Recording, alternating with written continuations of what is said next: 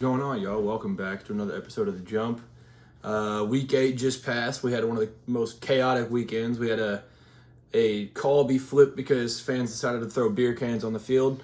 Week 8 was just chaos. Alabama fans are probably going into church on Sunday mornings right now saying things that they probably shouldn't.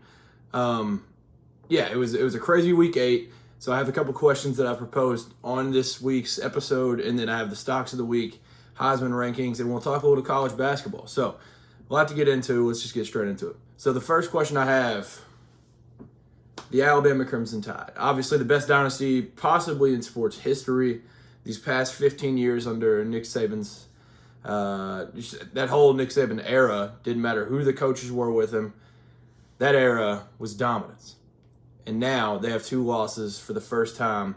2 losses before November for the first time since Nick Saban's first season at Alabama. And it only took Kalen DeBoer 7 games to do so.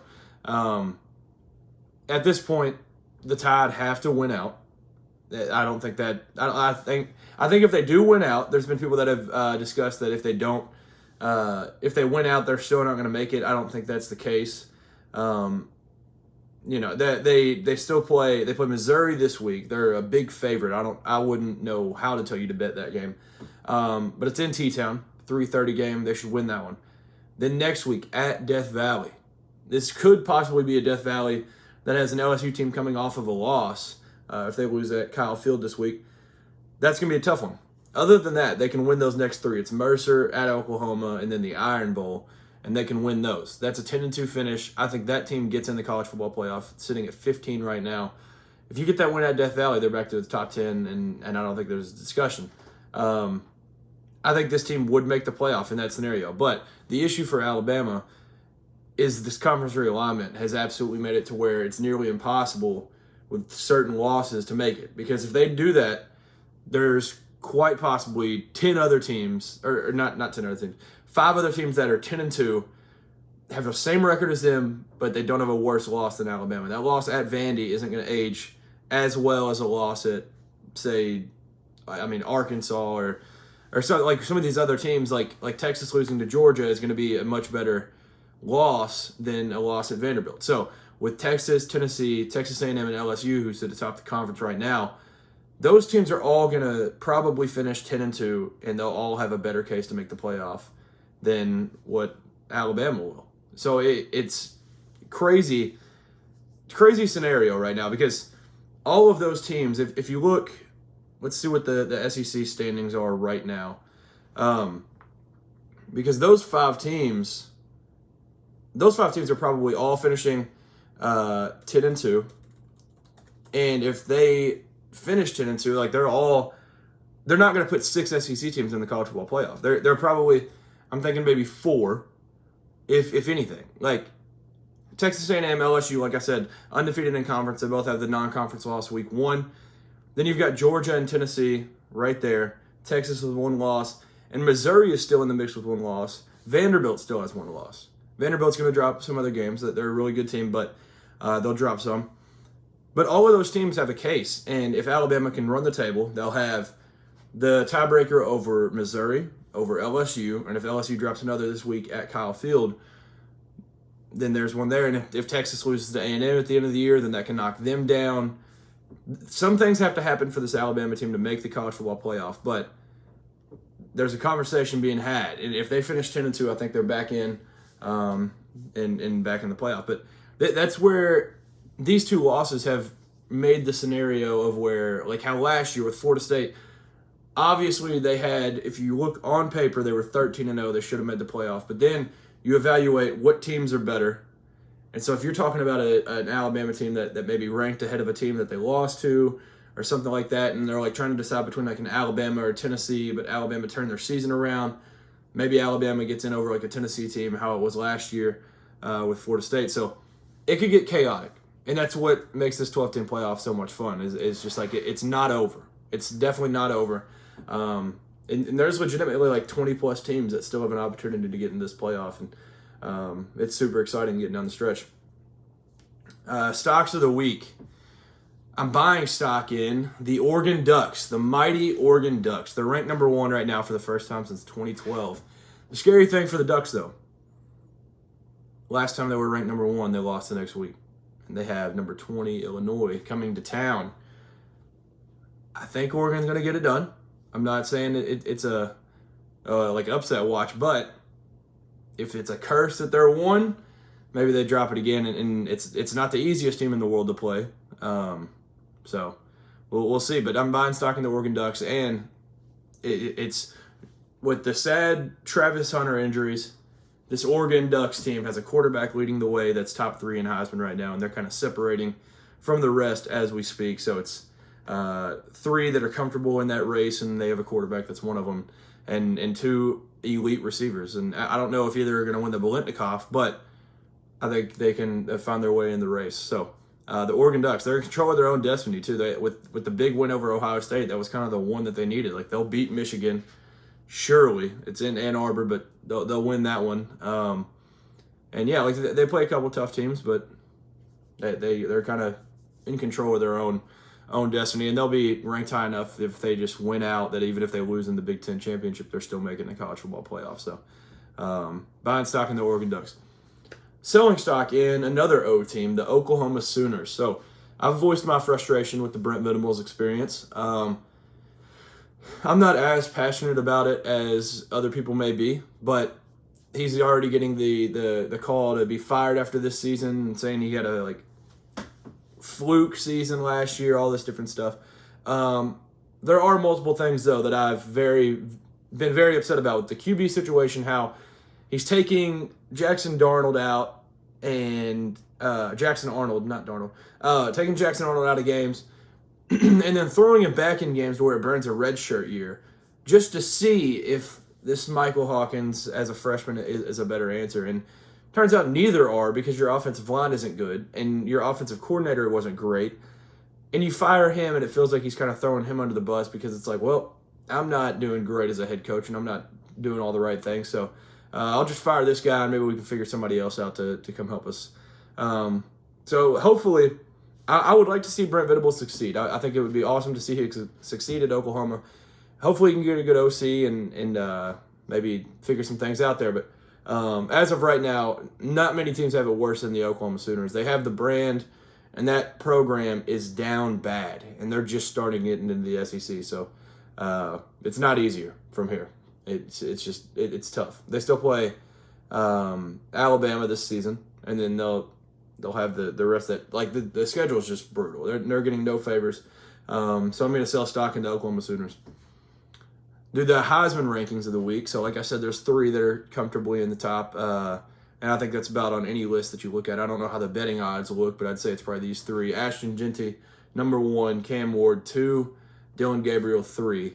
Travis Hunter still hanging in there at 4. If he can get healthy and continue to play both sides of the ball the way he has, then maybe that's a guy that can sneak back in and take the trophy home. But following him, I have 5, Cade Klubnik. This is a guy that, it's crazy to say Clemson's kind of being overlooked, but people aren't realizing the numbers that Cade Klubnik's putting up. This guy's going to mess around and just have a casual 4,050 touchdowns or something this year. His numbers are absolutely incredible. Let me get his numbers.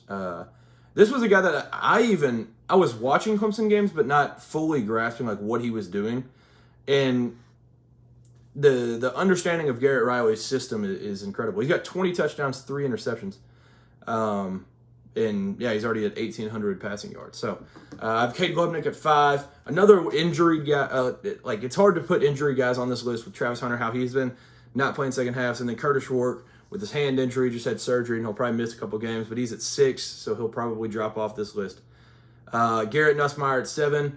He can shoot way up if he gets a win at Kyle Field, and if you didn't see it, I posted on Twitter. He said, Kyle Field's loud, but it's no Death Valley. So he's giving them the fuel for the fire and giving them bulletin board material. So Garrett Nussmeier at 7. Diego Pavia at 8. Continuing to win games, and just it's incredible what he's been able to do at Vanderbilt. And they had not a scare, but a closer game with Ball State.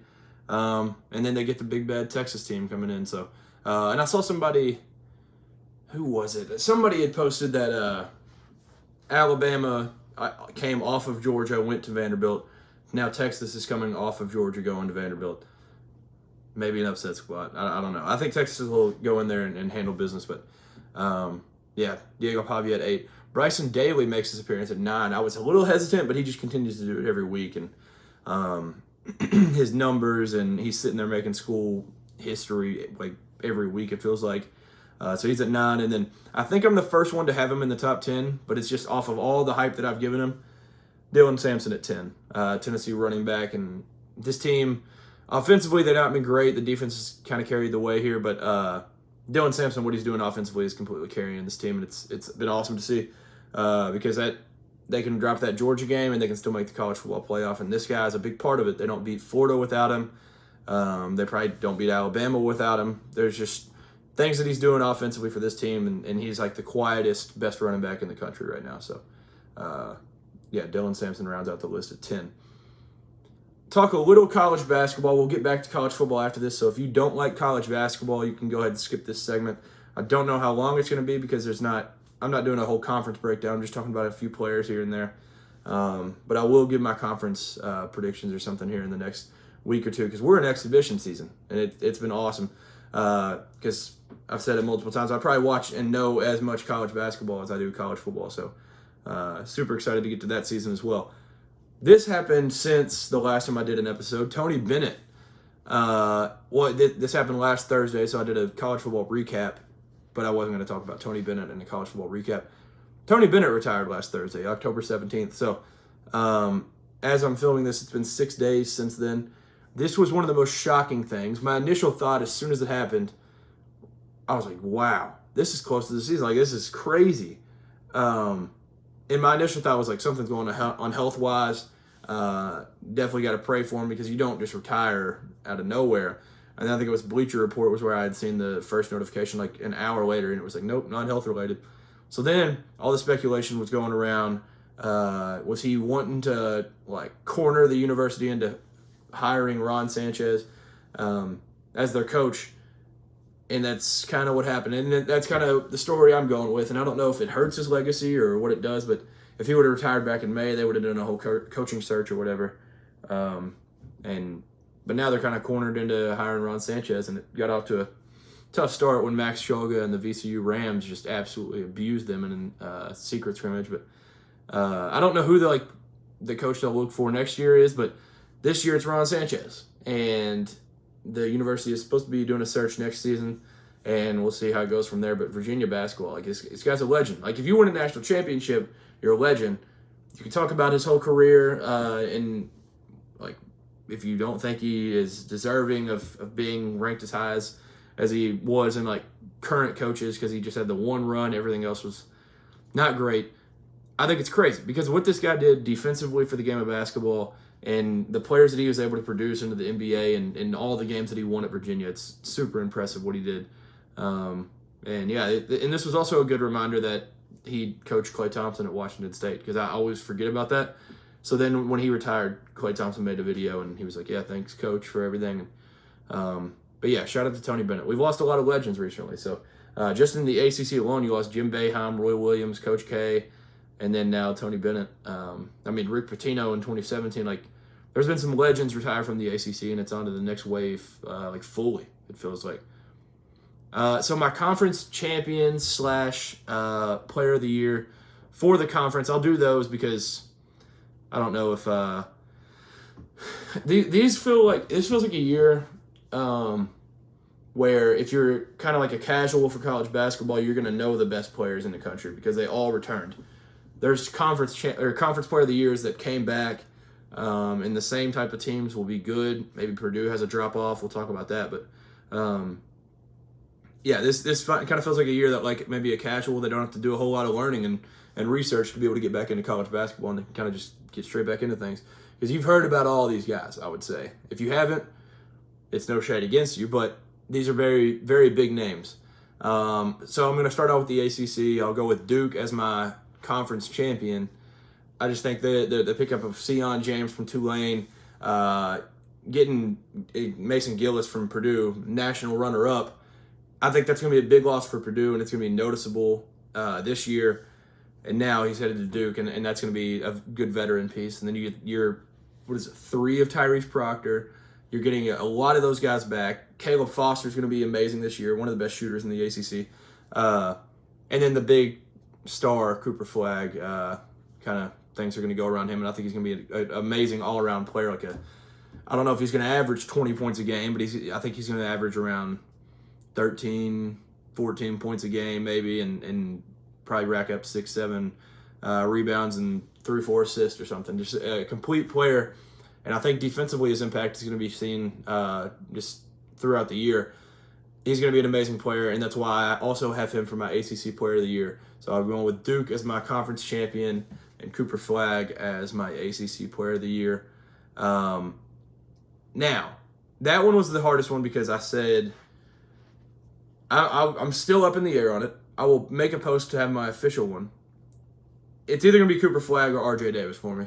RJ Davis coming back for North Carolina. He's gonna have to score because there's not an Armando Bacot to put up 20 and 15 every night.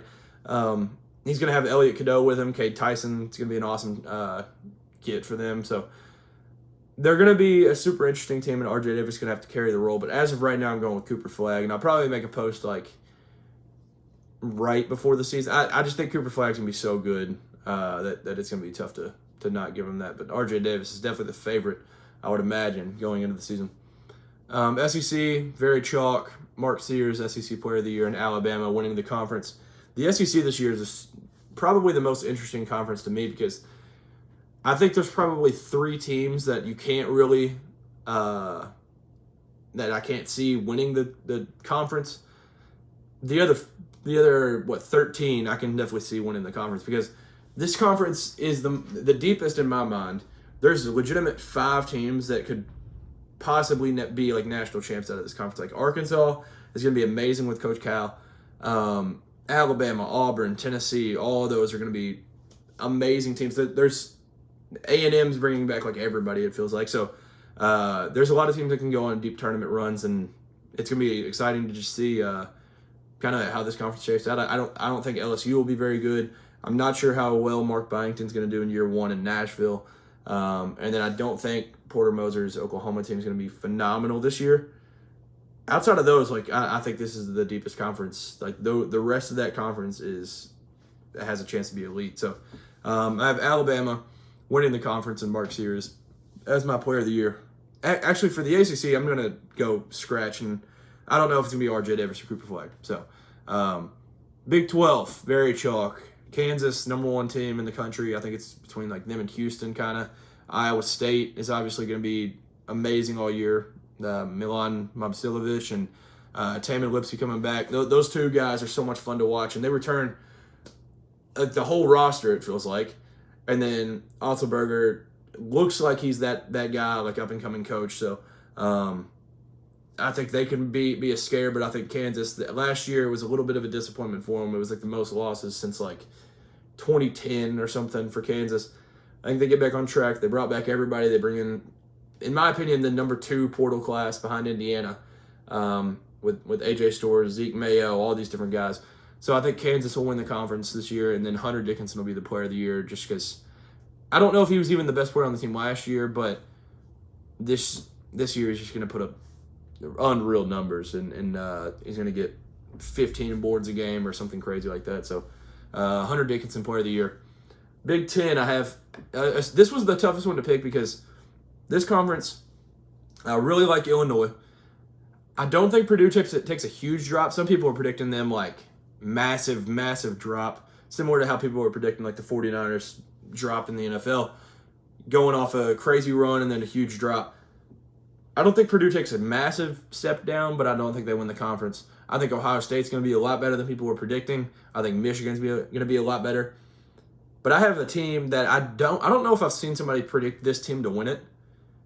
It helps having a Hall of Fame basketball coach your team, and returning all of those guys that they returned. Michigan State winning the Big Ten this year. But I do have Braden Smith, point guard, Purdue, winning the conference. I think he's just going to have to – he's going to step into more of a scoring role this year without Zach Edey. And so one of my favorite passers in the conference. And then I think with him scoring, his numbers are going to be up there. And this team's going to need that from him this year. So I have Braden Smith Player of the Year, Michigan State being a shocking one in the Big Ten to win the conference. I think also UCLA is going to be really good, and USC with Musselman, you can't count them out. So it's going to be a super fun conference.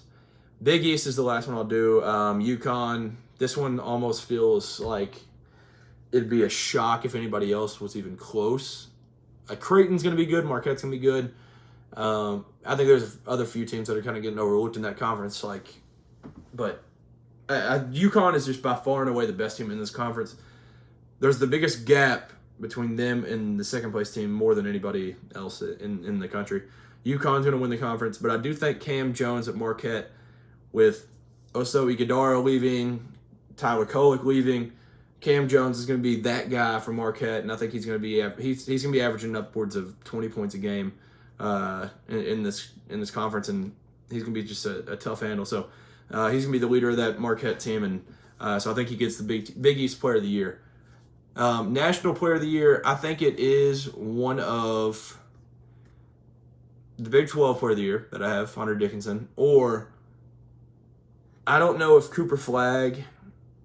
This is such a weird scenario because I think Cooper Flagg could beat out R.J. Davis for ACC Player of the Year, but then R.J. Davis could win National Player of the Year, but I don't know if Cooper Flagg could. It just doesn't feel like, I don't know. Freshmen do, though. So I'm just going to go National Player of the Year is my ACC Player of the Year. It's either R.J. Davis or Cooper Flagg. It's going to be one of those two. I just can't figure out this conference. This conference is just going to be so good this year. Like, the ACC is going to be an outstanding basketball conference, especially at the top. I think it's deeper than people are giving it credit for, but those top two, like Clemson's going to be good, Wake Forest going to be good, like with who they've brought back. This conference is really, really elite at the top. 2 top 10 teams with Duke and UNC, but I think National Player of the Year is the ACC Player of the Year. I'll just leave it at that. That's who I'm going with. So I'll put a graphic out like right before the season with who I have doing that. Back to college football. Games to look forward to for Week 9. Week 9, obviously the games are spectacular. It's been talked about. It's the most ranked matchups we've had this year with 1, 2, 3, 4, 5 ranked matchups. It's the most of the season. But the one I'm looking forward to the most is Friday night at 8:30 Eastern. Boise State at UNLV. It's a showdown in Vegas, and this game is going to be spectacular. This game, I think Boise's a slight favorite in this one. But this is a game where Ricky White blocks every single punt, it feels like. That UNLV special teams unit could be a difference in a game like this. What they do on all 3 phases of the ball is incredible. And this game is a legit, like, playoff type eliminator game. I think the winner of this kind of controls their own destiny and how they will finish the season, if they'll make the playoff or not. Obviously, Army-Navy have been the talk, but I think the biggest threat for Army and Navy, if one of those teams goes undefeated, is going to be the winner of this game, the biggest threat for them. Obviously, Ashton Genty, his betting odds are crazy. It's like minus 20 million for him to like score a touchdown. But this is a game that I think UNLV is able to. UNLV hanging with Syracuse, which obviously it's a big win for Syracuse back then, but like 3-4 weeks ago, whatever it was, that proved that UNLV is legit to me. And you get them at home. You're playing Boise State. I think this is such a interesting matchup, and like I think if Boise State loses this, they're kind of out. And the most impressive thing about them is they've clobbered everybody, except they lost one game, and that one game was to the number 1 team in the country on that team's field. So if Boise State wins this, I kind of see them rolling and cruising their way into the playoff. And possibly the most interesting outcome is that they could get the 4 seed and not even be the 5, because if the Big 12 ends up having like a 2-loss team that falls behind Boise State could get the 4 and Big 12 get the 5. So I think that'll be a super interesting thing to watch and monitor. But the biggest game of the week, LSU at Texas A&M, 7:30 kickoff. That game's going to be like just spectacular. These two teams both had the adversity early and have looked dominant since then. And I think I saw in top 15 matchups, LSU has never lost to A&M. I think that was the stat. So it's been it's been a kind of dominant. We'll pass between these two teams, but I don't know who I'm going to pick in this one. But I'm leaning.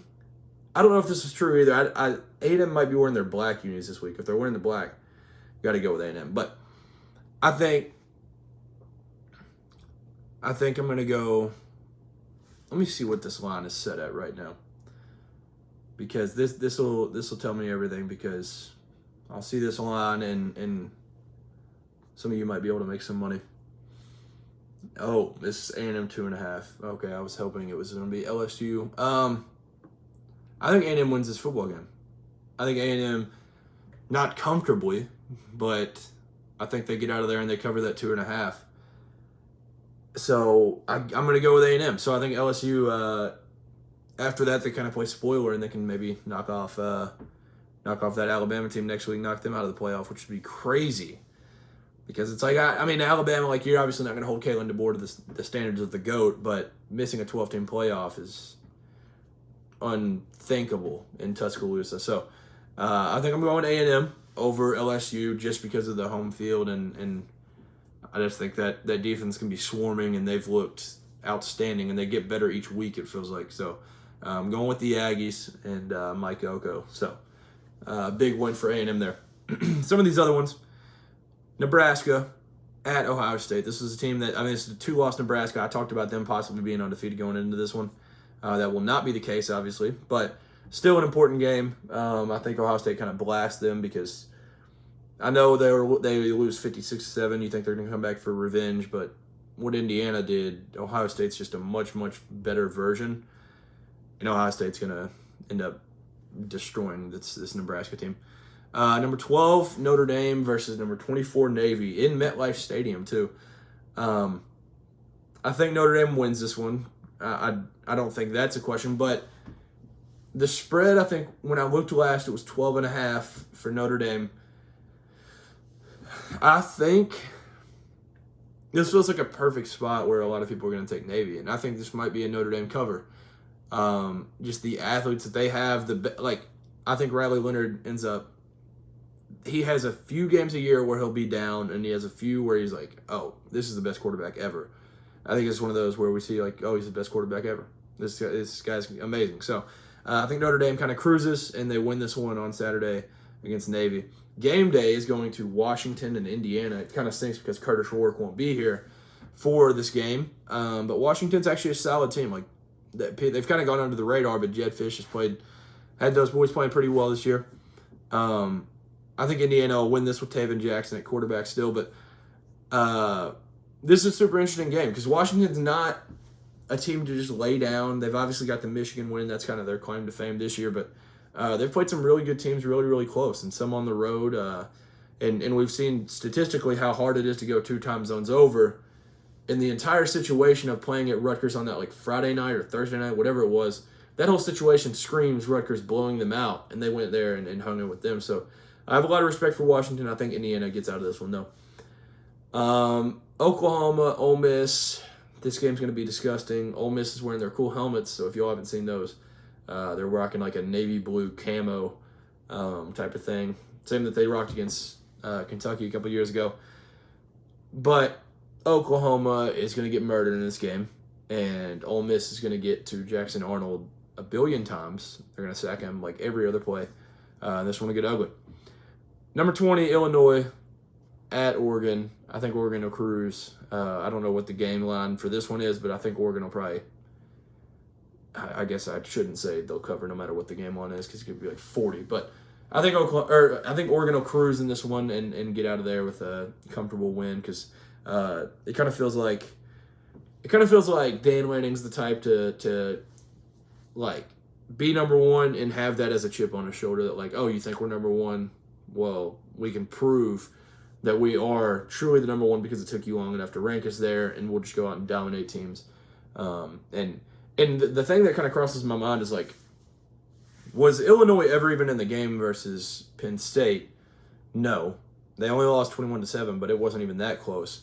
Oregon's got a much better offense than that, and maybe a slightly worse defense, but that's why I think Oregon just cruises in this one, and it's the 2 time zone's over. So if you have a lock of the week. I think Oregon winning this one. Missouri, number 21 Missouri at Alabama, number 15. Alabama's going to win this game, and they need to, because whatever happened at that halftime of the Georgia game, I don't know what happened. There's something crazy, something spiritual happened, because they completely fell apart from that moment on. They looked like the greatest team to ever play college football till halftime of that game. And since then, they've looked awful. Not one time have they looked good. So, I think Alabama gets it done, and I think they kind of cruise comfortably. Missouri should have lost this last week. I think they'll beat Missouri pretty handily. The fact that this is a ranked matchup is awesome. Texas at Vanderbilt. Vanderbilt, I think this is kind of where it starts to die down. I think Texas kind of goes in there and cruises. This Texas team is just too good, and Georgia is the number one team in the country. So I know they're not ranked that, but they're the best team in the country in my eyes. So it's not a loss to hang your head on, and I think this is where they bounce back and go and handle business pretty comfortably. And then this game looked like it was going to be absolute cinema preseason. Florida State at Miami. This game's going to be disgusting. So I think it was Mario Cristobal's first year. Florida State went in there and beat them 45-3 or something. This get back is going to be disgusting. Miami's going to win this game by 60 points. Florida State can't score on anybody. If they could score on anybody, it would be this defense, but I don't see them scoring more than 20. This game is legitimately going to be 70-20. It's going to be nasty, and they're not going to take their foot off the gas at all. So those are some of the games to look forward to. One of the games that's not that I didn't mention that I'm super interested in is Cincinnati at Colorado. Colorado, it feels like it's kind of on a high, and this feels like a right spot for Cincinnati to kind of maybe play spoiler. But I would like to see Colorado get it done. I'd like to see them win it, but this is not a game that they can glance over. And Satterfield's got Cincinnati rolling right now, and they're another team, it feels like the entire Big 12 is still in the hunt, but they're another team that's in the hunt still to win that conference. So that's another game to look forward to. Some other news.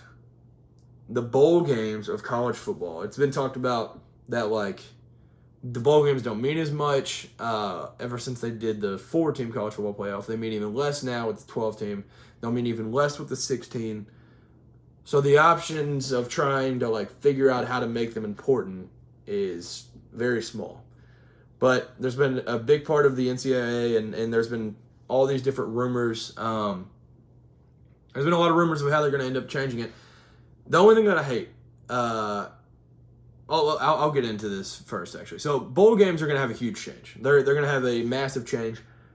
I don't know what it's going to be, but the proposed change is that, and you all comment, let me know if you're a fan of it or not. I'll let you know my thoughts here in a second, but this is the most likely scenario that ends up happening. So instead of a bowl game being at the end of the season, that exact bowl game, it gets selected, and that's the first game of the next season. So I'm a Kentucky fan. Kentucky played Clemson and Jacksonville last year. If that was a first game of the season, that would be awesome. We played Southern Miss at 7:45. If we were playing Clemson to start the year, you know how exciting that would be, and the college football is back crowd would be through the roof. It would be awesome to see. So that part would be amazing. But it obviously, the thing that I initially thought was dang, dude, this sucks. Because as a Kentucky fan, the 2018 team, I associate the 2019 Citrus Bowl trophy with that team. That goes with that team. That's the cherry on top of that season. We won the Citrus Bowl, all this. But that's kind of the point of that's the one flaw that I think people are seeing. Because the idea is that people are trying to be oh, well, these seniors worked all year. Why don't they get to play in these bowl games? Because they'll be gone by the time the season starts the next year. People are just saying those are the same seniors that are sitting out of the bowl games anyways. Those are the same seniors that are skipping and just going to the draft and sitting out of that game. So why care about what they're thinking? Obviously that's not everybody, but that's a really good point. So I wrote down pros and cons, and there's more pros to this than cons. So I have to think it's a good idea because I was writing them down, more pros and cons. So these games will mean more. Obviously, Washington and Michigan this year to start the year would have been really weird. 2 new coaches, like all of that would have been just very odd. But if you got Alabama and Texas to start this season, you know how electric that would have been? And they play them in that bowl game scenario. So it would have been Washington and Michigan at NRG Stadium in Houston to start this year. That would be phenomenal. So the games mean a whole lot more because it's a huge week 1 game when there's not huge week 1 games every year. So, or maybe there's like 1, but this will have tons. So that'll be awesome. The games will mean more. You don't have to worry about the opt-outs. So obviously what I mentioned, like the opt-outs are the biggest worry with bowl games right now because they just don't mean as much. And I don't think they'll ever mean as much as what they used to. Like Penn State, USC, like all different Big Ten teams and Pac-12 teams used to care so much about the Rose Bowl. It'll never mean that much again. But you don't have to worry about opt-outs. And so I think that's an amazing thing because you don't have to worry about like, oh, is this player going to play? Is he going to sit? So that'll be cool because it's just to start the new year. And then it's something to look forward to all offseason. So all offseason, you're like, all right, this many days until we get to see who else played last year. I'm trying to remember other bowl games. I mean, like Louisville and USC playing to start the year would be awesome. And was it last year Tennessee played Iowa? Like Tennessee and Iowa would be an awesome season opener. It'd just be a super cool thing just to look forward to all offseason. The cons, like I said, no bowl to associate with that season. So the 2021 season for Kentucky, I associate that 2022 January 1st Citrus Bowl with that team. And then the seniors don't get to cap off the senior year. So that's another thing that's kind of a con. But the pros outweigh the cons in this situation, in my opinion. So comment if you disagree or if you do agree with that. But this is a super interesting new bowl game proposal. So I think it's going to be chaotic as they try to wind these down. And there's a billion meetings happening at a time right now. So a lot of changes coming to college football soon. It could be tomorrow that this gets officially done, or it could never happen. We don't know. But this is the number 1 proposal that's happening right now, and it seems like it will probably happen. So let me know if you like it or not. And I think it's probably a good idea because you get a lot more people maybe that don't care about college football as much that I think would care about these games more.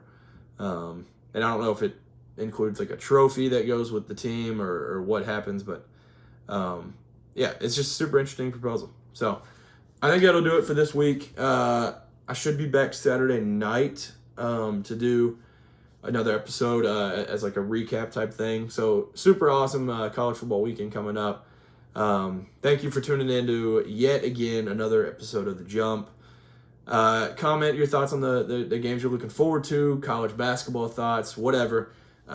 Make sure you like, comment, subscribe, follow the socials. They'll be at the end of the video as always, and peace.